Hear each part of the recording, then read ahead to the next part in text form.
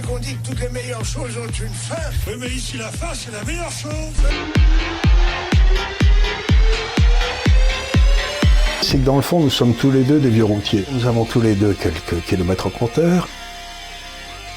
J'ai l'impression que quand je suis arrivé dans les années 70 à Paris, il y avait quand même des vraies discussions. On avait des vrais intellectuels et des types qui étaient traduits dans toutes les langues du monde, etc. Mais la grande différence, c'est vrai, c'est que ce n'était jamais médiocre. Et aujourd'hui, c'est la première fois, je crois, dans l'histoire de France que nous n'avons pas un seul grand intellectuel.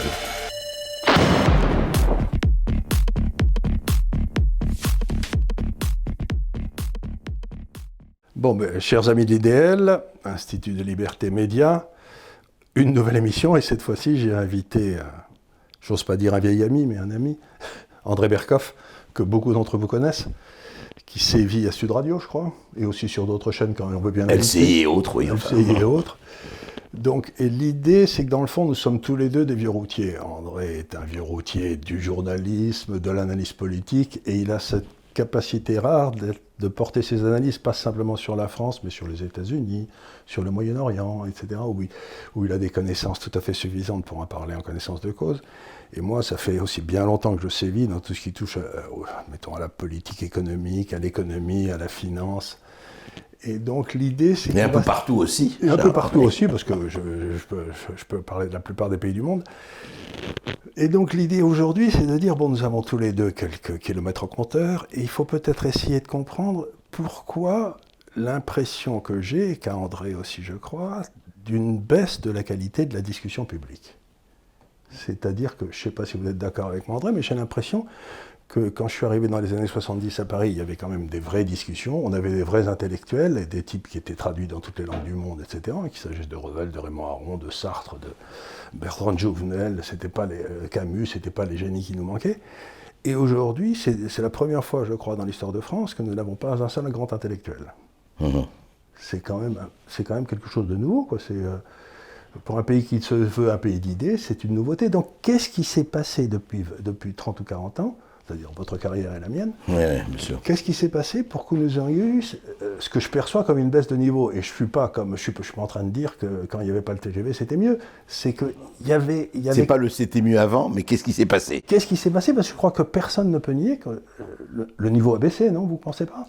Je pense que le niveau a baissé, alors pour des tas de raisons, oui. Enfin, on a connu effectivement les années 70, 60, moi c'est l'époque où je suis arrivé à Paris, dans les années 65, 67.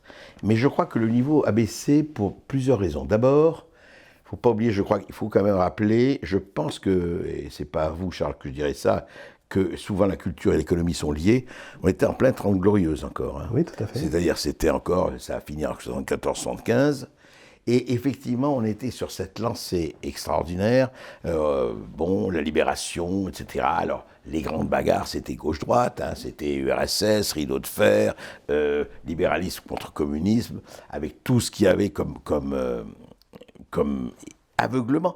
Mais la grande différence, c'est vrai, c'est que ce n'était jamais médiocre. En tout cas, les grandes polémiques, les Sartre, Camus, Aron et Jean-François Revel, vous le citiez, etc., que j'ai connu à l'Express, il y avait une culture. Alors, qu'est-ce qui s'est passé? Est-ce que c'est au niveau de l'enseignement, de l'éducation?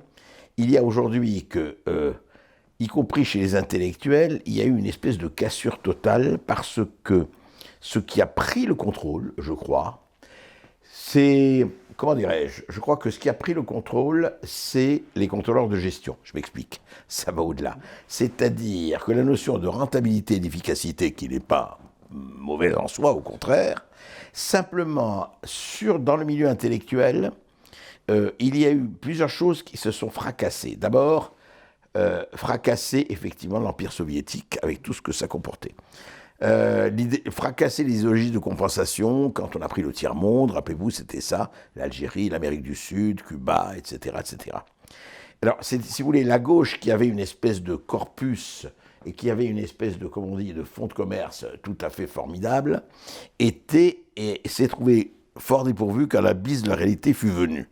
Et la droite, qui était quand même à l'époque, à part Aron et compagnie, mais ils étaient bien seuls, en état de sidération, C'est-à-dire qu'ils disaient, nous, la gestion, c'est nous, on va laisser le pouvoir intellectuel à la gauche, de temps en temps, on se révolte un peu.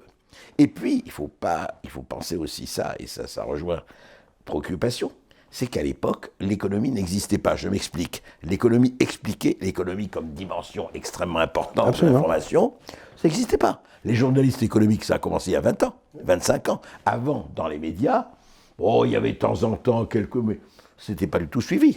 C'est vraiment... Et je crois que c'est un progrès de ce point de vue-là, il faut le dire, qu'il y a eu de vraies analyses économiques dans les médias, mais il y a 30 ans, ça n'existait pas. C'était les idées, justement, le gauche-droite.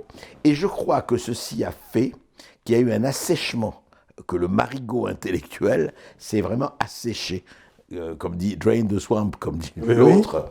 Mais il y a eu quelque chose qui s'est passé là, et que, justement, faute de... Vous savez, des grands doxas, des grands dessins, etc., ça s'est amené à des querelles de personnes. Et on voit ce que c'est que les querelles de personnes, c'est des querelles de radotage. Dès qu'on parle de personnes à la place de parler d'idées, on se casse la gueule. Mais pour moi, il y a quelque chose de... Je suis un produit d'université.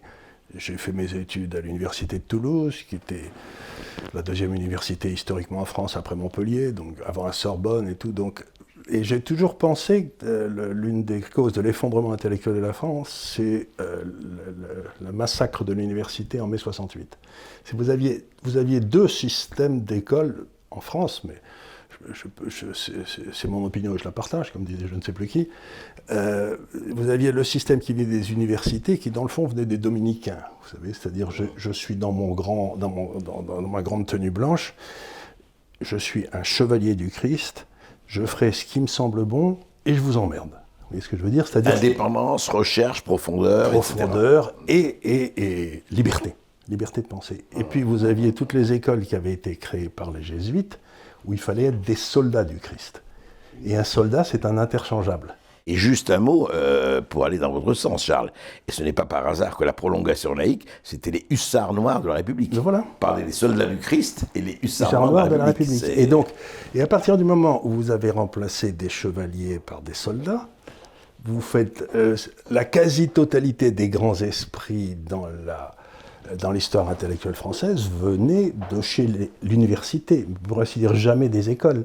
Si vous voulez, Polytechnique, il y avait Normal Sup qui était un peu le couronnement de l'université, qui était une école, mais en fait c'était le couronnement de l'université, Normal Sup.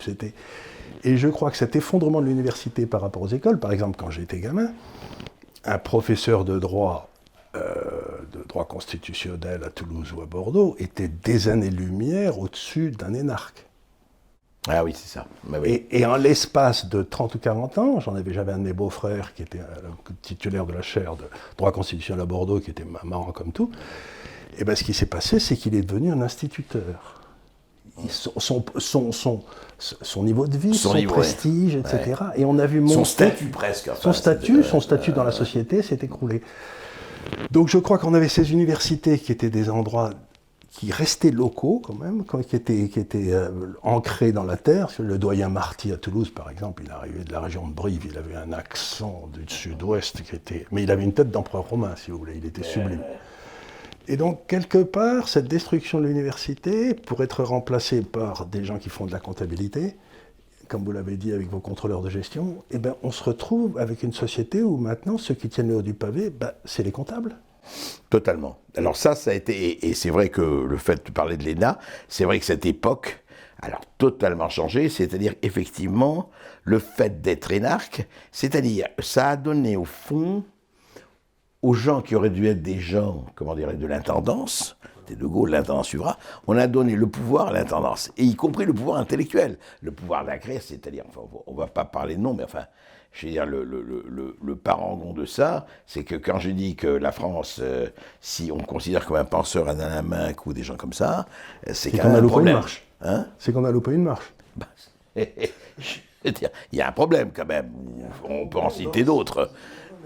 Donc, effectivement, il y a eu ça, c'est-à-dire qu'il y a eu des gens qui étaient dans une espèce de perspective, on le voit, enfin, on voit tous les think tanks et compagnie, qui sont peuplés d'énarques, qui sont peuplés d'administrateurs, et les idées, en fait, c'est-à-dire on a éliminé les gens qui étaient hors normes. quel qu'il soit. Exactement, et qui venait toujours de l'université, parce que c'était... Moi, j'avais un vieux professeur de droit constitutionnel à Toulouse qui s'appelait M. Montanet de la Roque, et il faisait donc droit sur la Constitution de la 5e, et il commençait son cours en disant « La pauvre enfant a déjà été violée 3 fois par son père ». Vous voyez, c'était De Gaulle. Donc, c'était quand même un personnage qui n'en avait rien à foutre. Ah oui, il allait comme ça, oui. Parce que c'était un professeur. Il était titulaire de la chaire. C'est-à-dire le professeur à l'époque, c'était le maître. Le maître, c'était le maître au sens d'Abélard, si vous voulez. C'était celui vers lequel on se tournait. Et j'ai eu la chance, moi, quand j'étais gamin, d'avoir accès à des types. Par exemple, dans mon domaine qui est l'économie, le professeur avec qui j'étais, c'était un professeur qui, lui, était admirateur de Schumpeter, et il refusait d'enseigner Keynes. Ah oui, d'accord. Il refusait d'enseigner Keynes. Et il avait parfaitement raison, parce que Keynes, c'est qu'un tissu de bêtises, alors que Schumpeter, il a tout compris. Donc, ce que j'essaye de dire, c'est qu'on a eu, dans le fond, les élites locales, qui étaient souvent à leur sommet dans les universités, les grandes universités locales, Montpellier, Toulouse, etc., Bordeaux, elles ont été remplacées, déplacées, et on les a éliminées. Et à la place, on a fait monter la fonction administrative. Totalement, c'est vrai. Alors, je crois que ça va plus loin, je crois que justement, mais ça, alors c'est intéressant de savoir pourquoi. En fait, c'est, disons, le clergé, la noblesse et le tiers-état ont complètement changé de fonction, de costume, et je dirais plus que de costume, de couleur et d'âme. Et c'est vrai qu'on s'est dit, voilà, alors De Gaulle, croyant bien faire, mais l'enfer est pavé de bonnes intentions, évidemment, il fallait reconstruire la France, on crée des corps, l'ardente obligation du plan d'un côté, l'ENA de l'autre, il faut recréer des administrateurs. Seulement, le problème qu'il y a eu, et ça c'est vraiment intéressant, comment ça s'est transformé dans les Ménines de Velasquez. Le capitalisme de connivence d'un côté, on place les copains, les coquins ou les non-coquins à des postes d'entrepreneurs où ils n'y connaissent strictement rien, puisqu'on ne les forme pas à ça. Et il n'y a pas la pénalité du marché, puisque l'État les sort toujours. Société à irresponsabilité limitée, exactement. Pas de sanction, hein, je veux dire ça. Et ça reste complètement... Ça reste la règle absolue. Regardez par exemple Madame Anne Lauvergeon, sans vouloir dire du mal des gens, c'est quand même extraordinaire que cette dame soit toujours dans tous les conseils d'administration, quoi. Arriva comme je te pousse. Non, mais il y a eu ça, et alors il y a eu du point de vue intellectuel quand même aussi autre chose, mais c'est totalement concomitant, et c'est que du point de vue des intellectuels, il y a eu aussi cette histoire, et pour revenir à ça, c'est qu'à l'époque, on n'était pas pressé d'aller dans les médias, à la télévision et ailleurs. C'est-à-dire les intellectuels existants en tant que tels, ils publiaient des livres, etc., etc. Est arrivée la médiatisation. Et comme M. Le Troinet, saisi par la débauche, ils se sont dit maintenant, il faut que tout ce qui apparaît est bon, comme disait Debord, et tout ce qui est bon apparaît. Donc ils se sont mis à apparaître. Donc il y a eu, et c'est très très simple, je ne sais plus qui parlait de ça, qui disait, mais attendez, si votre énergie se passe, si la moitié de votre énergie se passe à commenter l'autre moitié, vous ne travaillez plus. Il faut choisir. Mais c'était très important, ça. C'est-à-dire qu'avant, l'intellectuel était quelqu'un qui travaillait, qui creusait, qui pondait. Alors, des fois, c'était bon, des fois, c'était pas bon, c'est pas le problème. Et là, vous avez eu une transformation, une mutation très forte chez beaucoup. Alors, certains ont pu aisément se préserver, mais beaucoup ont cédé aux sirènes d'Ulysse. Et ceux qui n'ont pas cédé, c'est ce que montre Chantal Delsol très bien, ont été repoussés dans les ténèbres extérieures. C'est-à-dire qu'on ne fait jamais appel à eux. Absolument. C'est-à-dire qu'il y a encore des tas de grands esprits en France, bien sûr, dont elle est un exemple éminent, mais on les voit, pour ainsi dire, jamais, parce qu'ils ne sont pas toujours bons à l'oral.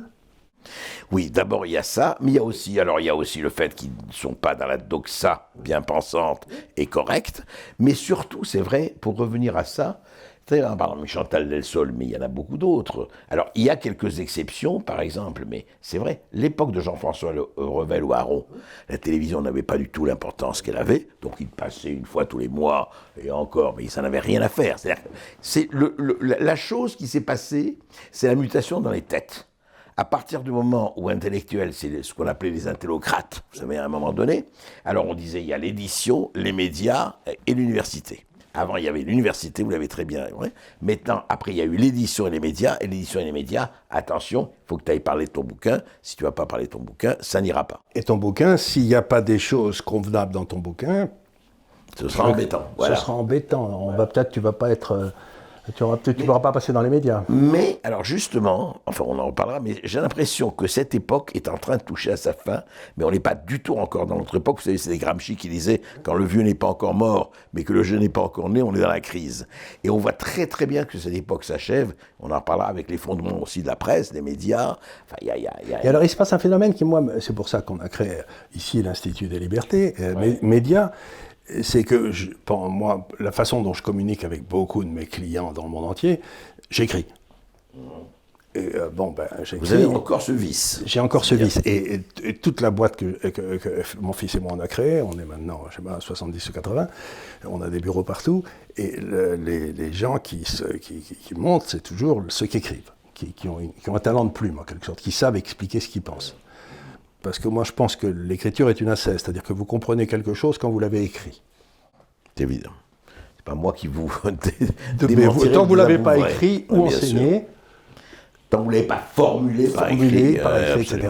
Et alors, ce qui m'a surpris, c'est sur mon site là, les bonnes semaines, je suis lu par 40 000 personnes. Bon, c'est bien.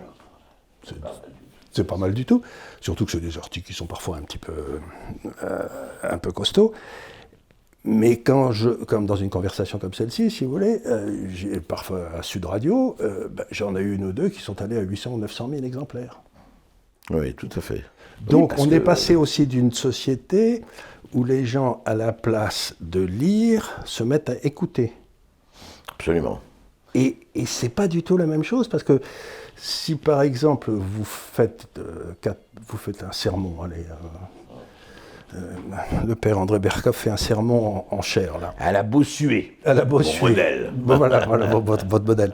Si vous faites un sermon et que vous lisez les pages du sermon après, qui aura duré 20 minutes, ça fait 4 pages, quoi. Oui, bien sûr. Et donc, vous accumulez beaucoup moins d'informations par l'oreille que par la lecture. Par les yeux, bien sûr. Et donc, on est en train de changer de société où maintenant les gens s'attendent à avoir leurs informations par l'oreille.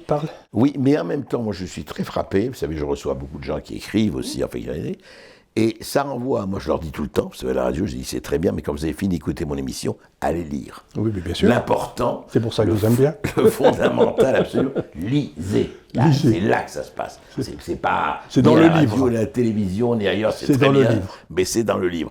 Et j'ai remarqué quand même, alors, je n'ai pas fait de statistiques, mais les gens sont sensibles à ça. Je reçois après, ah oui, quand on m'avait dit de lire ça, je l'ai acheté, je l'ai commandé, etc. Donc, pas que ça joue sur des milliers de gens, mais c'est très important. Et vous avez raison de dire ça. Mais pour revenir à la crise des intellectuels, moi je crois qu'il y a eu vraiment ça, parce que oui, il y a une espèce de boulimie de gens qui écrivent 2 ou 3 bouquins par an parce qu'ils ont besoin d'exister. Je ne sais pas si c'est bien, enfin, après tout, chacun a son rythme. Mais surtout, il y a eu une espèce de perte des repères. Moi je crois que ça a beaucoup joué, ça. C'est-à-dire que, c'est pas seulement, enfin on a parlé de la mondialisation, on peut en reparler, c'est-à-dire que les gens, encore une fois, comment voulez-vous écrire et creuser si vous ne vous échappez pas du bruit? C'est ça. On revient à ce que disait Solzhenitsyn, que j'aimais beaucoup. Il disait, quand j'étais en Russie, en Union soviétique, le difficile c'était de parler, mais si par hasard il y avait une de mes paroles qui passaient comme le livre de La journée d'Ivan Diminovitch, là, à ce moment-là, ça faisait un fracas énorme parce que c'était un bruit incroyable et tout le monde se disait mais qu'est-ce qui se passe, Et il dit quand je suis arrivé en Occident, il y a un tel chahut, il y a un tel bruit que quoi que je dise n'avait aucune importance. C'est-à-dire c'était un tout petit instant. C'est-à-dire que on a perdu le sens d'écouter les choses importantes. Oui, et de la hiérarchiser, pardon. Oui, parce qu'il y a une culture extraordinaire. Ça change maintenant, je crois que je ne suis pas entièrement pessimiste. Non, non plus. Il y a la culture du tout se vaut. Mais à un moment donné, tout se vaut. Oui, là, j'écoute un rap de un machin, j'écoute Mozart. Voilà. Et puis, mais il n'y a même pas la question de la qualité. Et c'est très drôle parce que ça s'est passé en art, ça s'est passé partout. Parce qu'il faut oublier que l'histoire de Marcel Duchamp mettant la pissotière sur le mur en disant c'est une œuvre d'art, c'est 1917.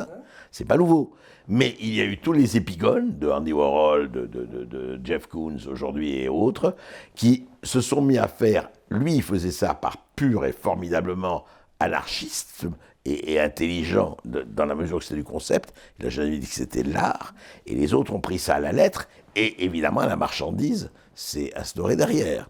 Parce que, et pas oublier le pouvoir de la marchandise. Et moi, je lis assez souvent un magazine anglais qui s'appelle The Spectator, qui est la droite intelligente anglaise, parce qu'elle existe, et qui dit toujours que l'art contemporain ou l'art moderne, c'est une conspiration entre les marchands d'art et les artistes pour mettre le bourgeois mal à l'aise. Oui.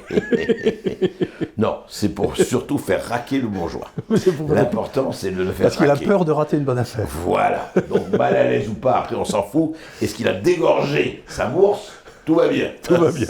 Donc, c'est plus de créer de la connaissance, c'est plus de créer de la beauté, c'est plus de créer une surprise, c'est dans le fond, de faire cracher le bourgeois. Et du point de vue de l'intellectuel, ce qui est très intéressant, c'est que certains, on ne va pas généraliser, se mettent en fait, et ça c'est intéressant, c'était pas ça, se mettent en faire d'une niche. C'est-à-dire qu'il se dit, ma niche c'est quoi? Mon fonds de commerce, c'est quoi? Il ne se le dit pas consciemment, quelquefois inconsciemment, mais c'est ça. Moi, je vais être là parce que cette niche, elle n'est pas assez fréquentée. Donc, je vais me mettre dans sa niche, je vais l'attraper.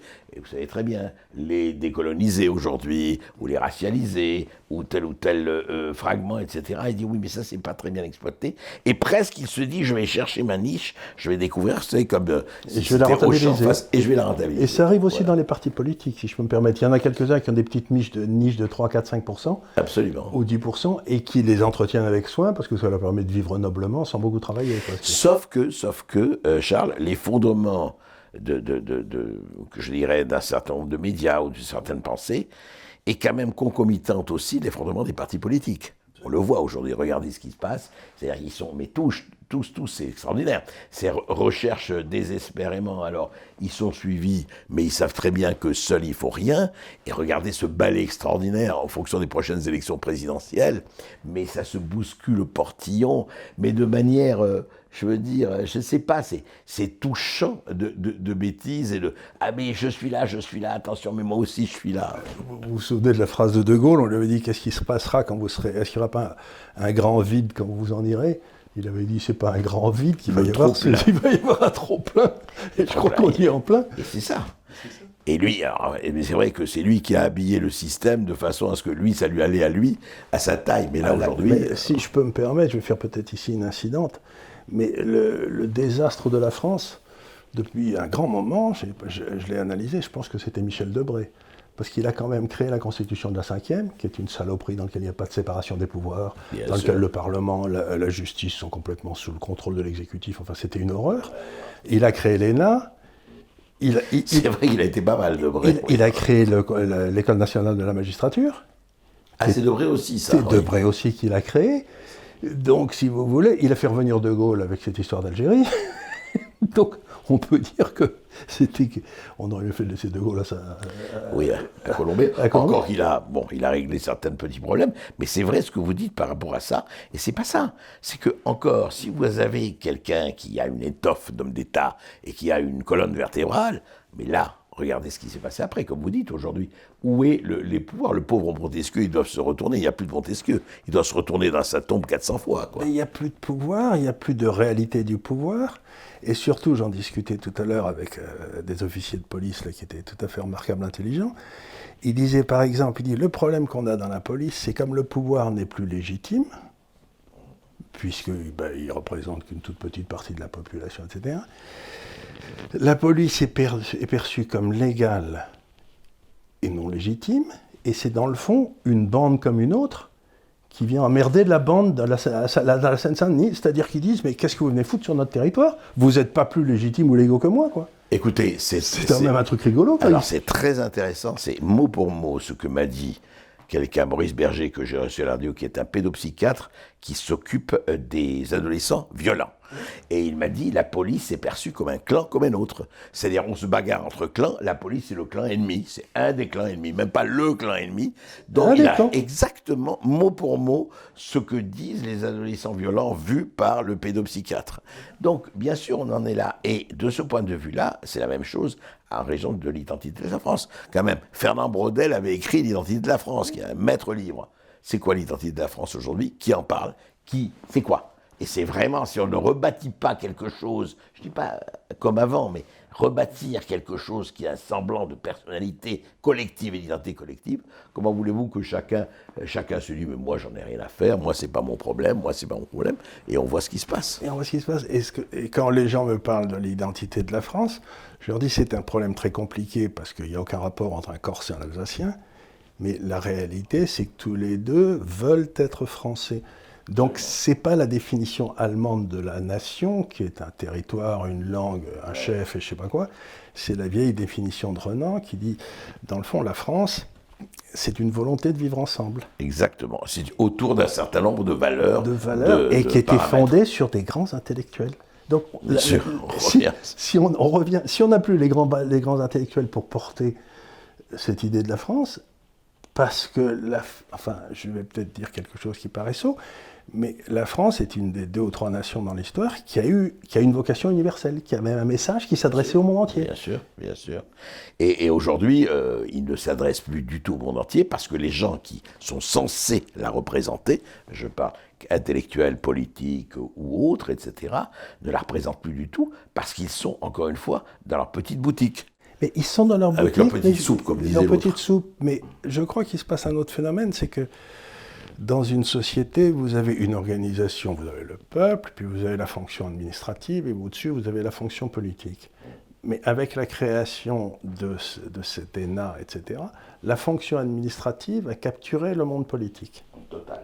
Et donc, ce qui se passe, que je trouve assez inquiétant, c'est que la définition du fonctionnaire, c'est le gars qui n'aime pas prendre de risques. Ben, c'est lui, il veut la sécurité de l'emploi, c'est pour ça qu'il est là. Donc on retrouve au sommet des gars qui ne veulent pas prendre de risques. Ça va encore plus loin, Charles. J'ai reçu, vous savez, ce bouquin qui s'appelle « La trahison des invisibles », et il parle des 5000 à 6000 qui tiennent la France. C'est-à-dire que non seulement l'administration a pris le pouvoir, non seulement elle le garde, mais elle voit passer les ministres et les présidents comme on voit passer les cigognes, en disant « cause toujours, tu m'intéresses, mais c'est moi qui ai le pouvoir ». Je crois qu'on a fait une émission ensemble où on parlait de l'État profond. Oui, exactement. Et si vous voulez, vous voyez que Johnson en Angleterre, Trump aux États-Unis essaye de se débarrasser de cet État profond. Absolument. Et que nous, on n'a pas commencé. Pas du tout.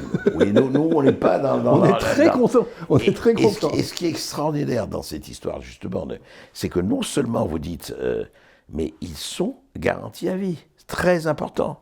C'est-à-dire que, vous savez, c'est Nassim Nicolas Taleb qui disait « jouer sa peau ». Jamais ils ne jouent leur peau, puisque vous êtes garantis pour l'éternité, en tout cas la retraite, etc., etc. Donc ils disent, nous on est là, et attention, ça va très loin en France. Parce que ce qui est intéressant aussi, c'est que le clergé et la noblesse, au moment de 89, avaient un visage. Ceux-là n'ont pas de visage, personne ne les connaît. On ne parle pas d'eux du tout, ils ne sont pas dans les médias, ils ne sont pas visibles, ils sont trésoriers, payeurs généraux, tout ce que vous voulez, on ne les voit pas, on ne les entend pas, et surtout, c'est très bien, ils sont très heureux comme ça. Et pour vivre heureux, vivons cachés. Et ce que je trouve fascinant dans cette histoire, c'est que la beauté du capitalisme, parce que c'est un très beau système, c'est que vous mettez sans arrêt votre vie en jeu, votre peau. Et si vous faites un mauvais choix, vous perdez, vous le payez, vous pouvez faire faillite et tout et tout. Donc, exercer un capitalisme sans qu'il y ait la sanction de la perte de capital si on a fait des mauvais choix, bien sûr, ça amène au capitalisme de connivence, qui est un régime qui tient de la mafia et pas de la démocratie. Et voilà pourquoi... Et le capitalisme, mais en fait les Français haïssent pas le capitalisme, ils haïssent le capitalisme de connivence. Absolument. Ce qu'on peut appeler autrement une monarchie bananière. Voilà, une monarchie. Parce qu'on est en monarchie. En fait, il faut bien la dire. C'était l'idée de Gaulle, c'était de créer un roi de France. Voilà. Sauf que lui, il voulait une monarchie républicaine. On n'est pas dans une monarchie républicaine. Il l'avait institué quelque part avec cette histoire de référendum. Mais je ne sais pas si vous avez remarqué avec quelle rapidité ils s'en sont débarrassés. Ah écoutez, depuis 2005, il y a eu une mauvaise aventure. Les Français n'ont pas voté comme vous voulez qu'ils votent. Voilà. Alors c'est français, fini. Vous savez, c'était la phrase de Brecht. On va changer le peuple. Voilà, il faut dissoudre le peuple parce qu'il pense pas bien. On en est là, c'est vrai. On en est là. Et alors, dans le domaine qui est le mien, dans celui de l'économie, ça arrive à des espèces de contre-vérités, qui est un truc tout simple, c'est qu'on pense que la dépense précède la croissance. Mais ce qui précède la croissance, c'est l'utilisation du capital à bon escient et qui se fait tout seul, si vous voulez, qui se réfait. Et donc, vous êtes dans un monde extraordinairement curieux. Par exemple, on veut relancer la consommation. Vous avez vu, en France, on va faire une relance et tout. Moi, j'en suis à la 40e relance. C'est comme les réformes de la Sécu. On en attend qu'on en veut. L'assurance vie fait 1500 milliards d'euros, dans lequel les gens ont des obligations de l'État. Il y a 5 ans, 7 ans, le petit épargnant français touchait 3%, donc ça lui faisait 3% de 1500, 45 milliards d'euros qu'il pouvait dépenser comme il voulait à lui, etc. Maintenant, on a mis les taux d'intérêt à zéro pour éviter que l'État ne fasse faillite. Donc on a mis un impôt de 45 milliards d'euros sur les pauvres en expliquant qu'on allait relancer la consommation. Mais ils sont fous. En fait, il les ponctionne et après il dit « Regardez, on s'occupe de vous ». Voilà. C'est quand même très étonnant.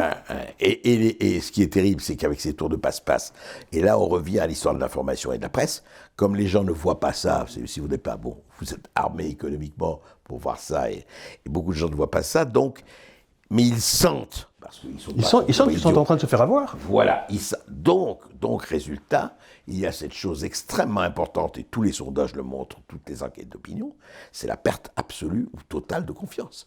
Que ce soit chez les politiques, que ce soit chez les médiatiques, que ce soit chez les économistes, et aujourd'hui, très important, avec le Covid, que ce soit chez les médecins.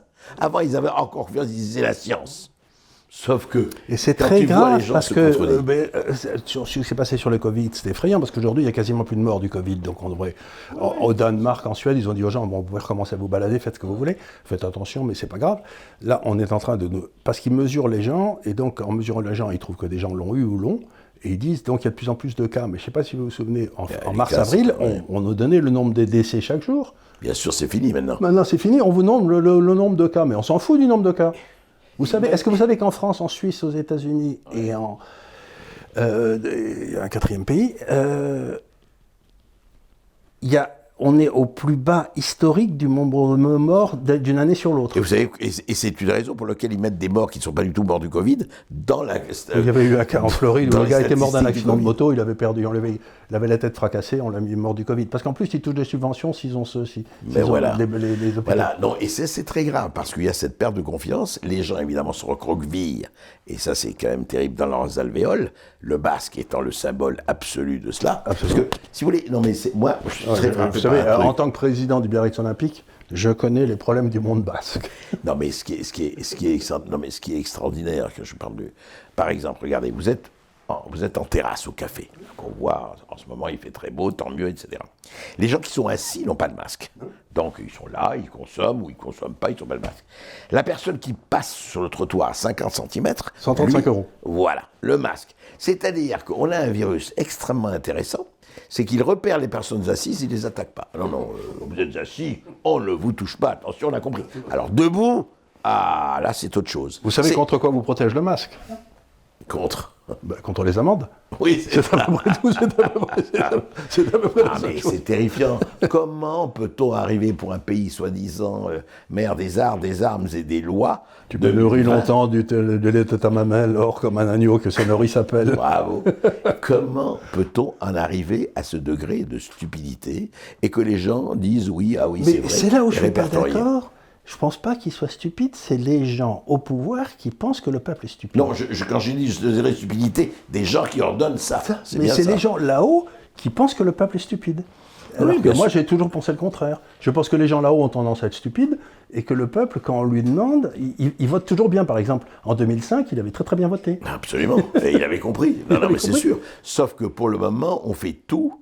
Et vous savez que le gouvernement de la peur, Orwell en a parlé, tous en ont parlé, et même Balthazar Gracian et Machiavel, le gouvernement de la peur, ça marche, c'est efficace. Et là, alors j'espère que ça ne va pas marcher jusqu'au bout, mais pour le moment, quand même, moi je suis très frappé de voir des gens dans la rue, même dans une rue dégagée, etc., ils ont tous le masque. Mais sinon, c'est 135 €, c'est cher, 135 €. Oui, c'est pas donné. C'est pas donné. Et c'est terrifiant. C'est-à-dire que, donc, si vous voulez, et vous revenez, par exemple, dans les discussions, vous revenez à ça. Il n'y a pas quelqu'un qui dira, alors les médecins, par exemple, aucun politique ne s'exerce. Après tout, ça aussi, ça a été très intéressant. On met un conseil scientifique. Mais qui décide, c'est le politique ou le scientifique ?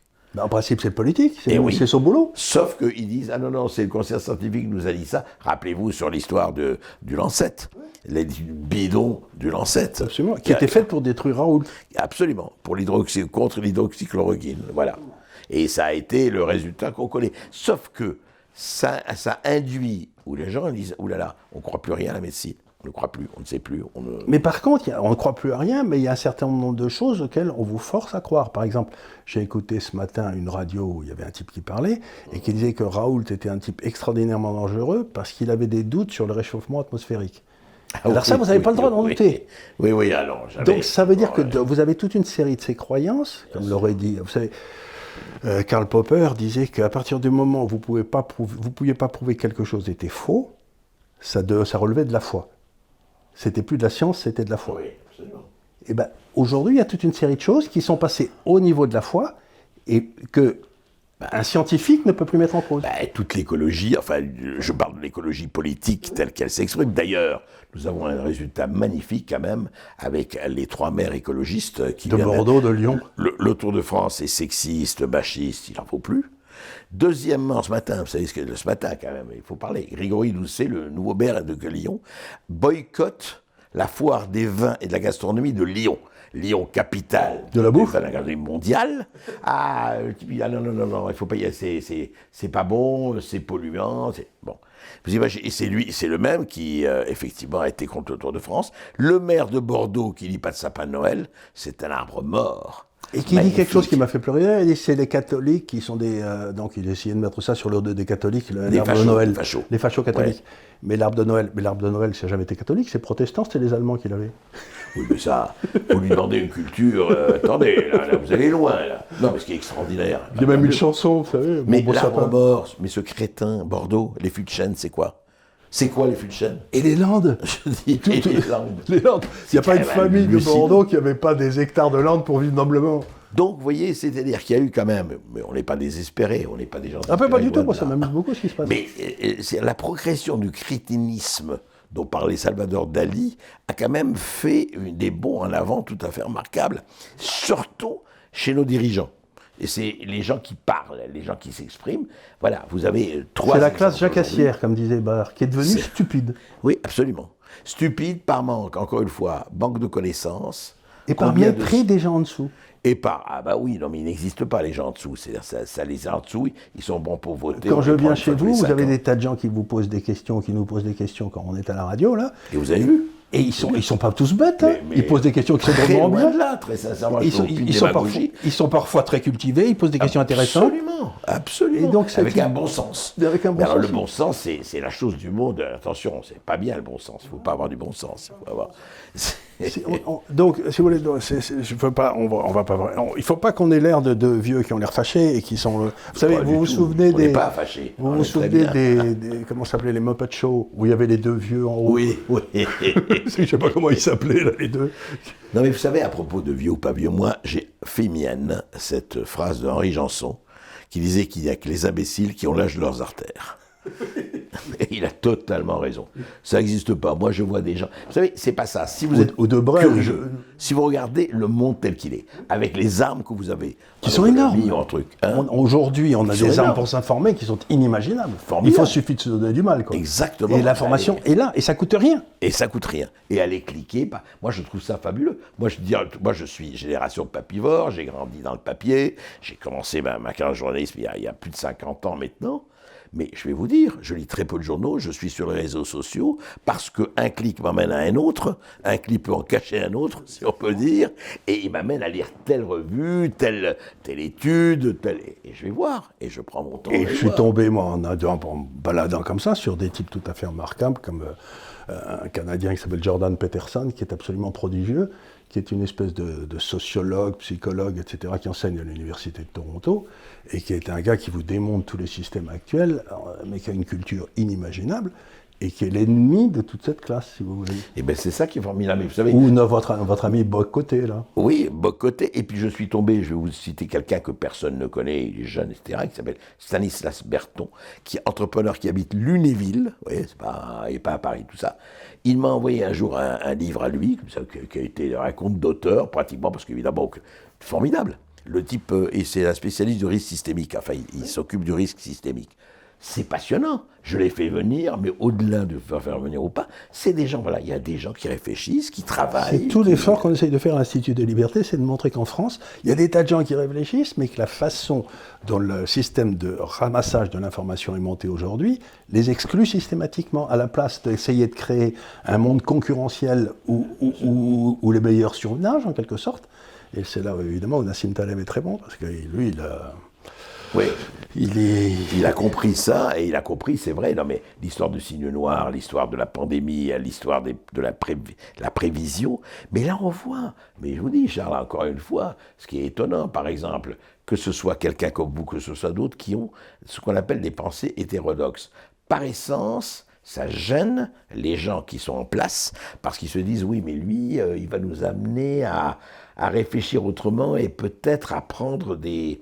Ça va pas, ça va pas la structure. Nous, on est dans l'auto-perpétuation. Je parle, nous, donc ça... Alors, je vais vous faire deux remarques, parce que vous vous dites, ça m'amuse beaucoup. La première des remarques, c'est quand je parle à mes amis, aux fonctionnaires qui ont été ministres, n'importe quoi, ils me disent, mais Charles, tu dis n'importe quoi, tu dis que ça va pas du tout. Ça n'a jamais été aussi bien pour nous.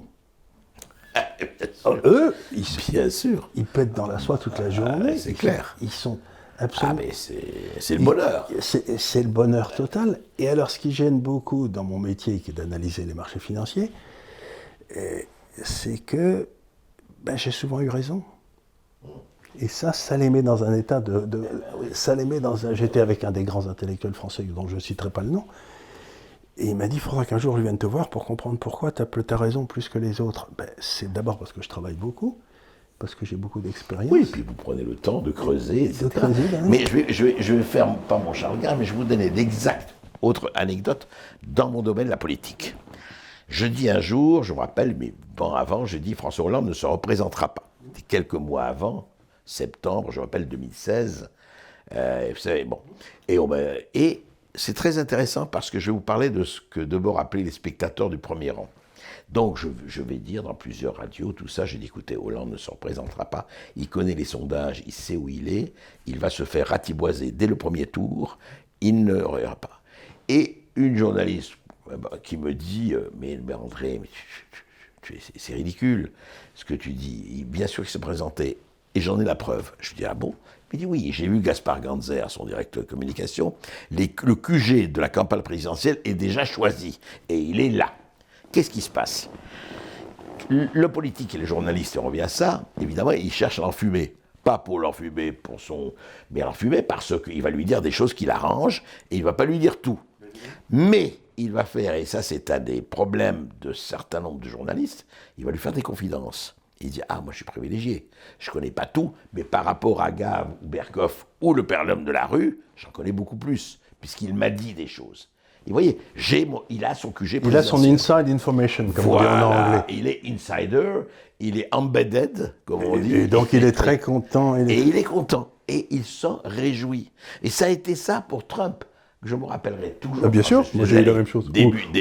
Ou le référendum en Angleterre.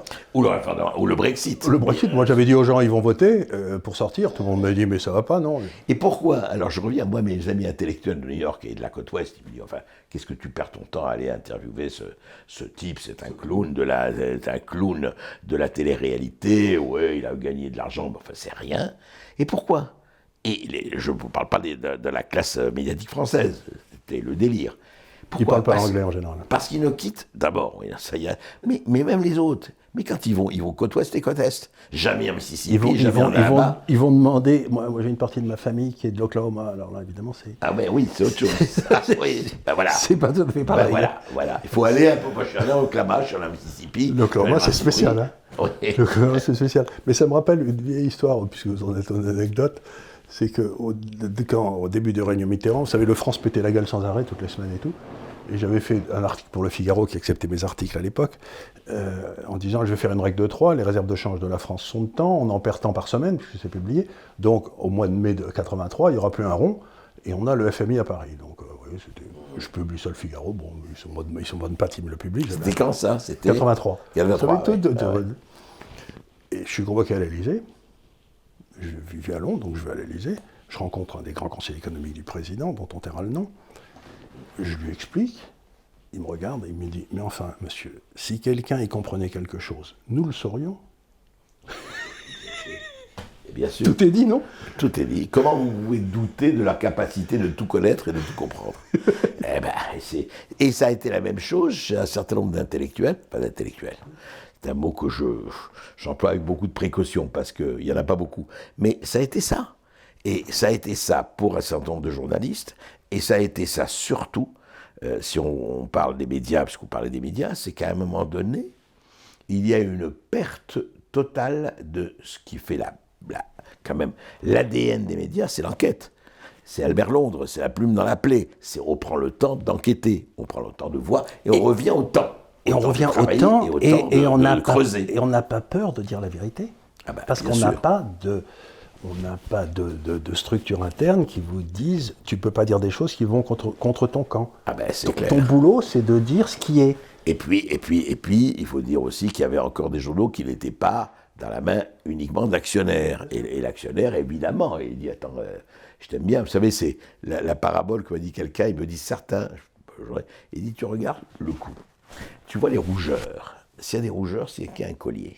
S'il y a un collier, c'est qu'il y a une laisse.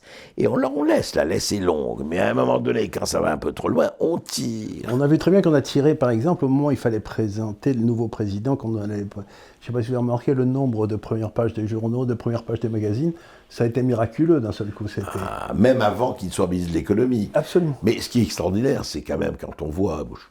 Je n'ai pas d'opinion, mais quand on voit qu'un Macron engueule Malbruno au Liban, et Georges Malbruno qui racontait qu'il avait vu le Hezbollah, mais il n'a pas fait de fake news, il faisait son métier de journaliste. En public, Macron lui dit, mais qu'est-ce que c'est honteux, etc. Comme un type de Corée du Nord, quoi, je veux dire, ou d'Union soviétique, enfin. Donc, et on va peut-être clôturer cette discussion qui pourrait durer des heures, mais pour être parfaitement honnête avec les auditeurs, c'est pas la première fois qu'on discute tous les deux comme ça tranquillement. Mais ce qu'on voudrait, c'est rétablir, dans le fond, le règne d'une information contradictoire et de bonne qualité. Et c'est ça un peu le but de l'idéal. Donc, je ne dis pas qu'on va y arriver, mais il ne faut pas du tout se désespérer, parce qu'on a aujourd'hui des outils techniques qui nous permettent de faire passer de l'information sans que ça coûte des centaines de millions. Voilà, du producteur au consommateur, sans passer par la médiation, et heureusement, c'est la désintermédiation qui est importante. Et c'est vrai, Charles, il y a ce que vous faites, il y a... Mais il y en a plein qui le font, et plus il y en a, mieux ça vaut. Voilà, et plus il y en a, mieux ça vaut. Et franchement, moi je vais vous dire, sur le moyen terme, je suis très optimiste, je ne suis pas du tout je viens d'écrire un article pour l'article de cette semaine que j'ai écrit, dans lequel je dis, dans le fond, il y a une très bonne nouvelle, c'est que ces espèces de structures extérieures aux nations et qui étaient contrôlées par donc, ce capitalisme de connivence vont s'effondrer, et qu'on va retourner à une société de responsabilité à l'échelle en dessous.